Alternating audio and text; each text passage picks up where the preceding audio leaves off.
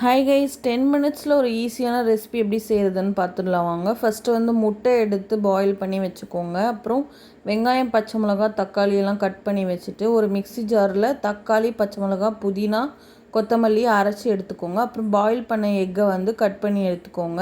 ஒரு பேனில் oil add பண்ணி இது ஃப்ரை பண்ணி எடுத்துக்கோங்க. ஸோ சூடாக இருந்தனால எனக்கு ஷேப்ஸ் வந்து சரியாக வரல. அது கட் பண்ணுறது ஒன்று ஒரு மாடலாக போயிடுச்சு. ஸோ நீங்கள் வந்து ஆற வச்சு கட் பண்ணிக்கோங்க. இப்போ ஒரு பேனில் சோம்பு, பச்சை மிளகா, கருவேப்பிலை, வெங்காயம் இதெல்லாம் போட்டு நல்லா வதக்கிட்டு மஞ்சத்தூள், உப்பு போட்டுக்கோங்க. சீக்கிரமாக வதங்கிடும். இப்போ நம்ம இஞ்சி பூண்டு பேஸ்ட்டு தேவையான அளவு ஆட் பண்ணிவிட்டு அரைச்சி வச்சுருக்கோம் இல்லையா, புதினா, தக்காளி, கொத்தமல்லி, பச்சை மிளகா இதையும் சேர்த்து நல்லா பச்சை வாசனை போகிற அளவு வதக்கிக்கோங்க. வதக்கிட்டு இப்போ நம்ம வீட்டில் அரைச்ச மிளகாத்தூள், அப்புறம் காஷ்மீரி சில்லி, கரம் மசாலா இது மட்டும்தான் நான் ஆட் பண்ணியிருக்கேன். ஆட் பண்ணிவிட்டு இதையும் நல்லா வதக்கிக்கோங்க.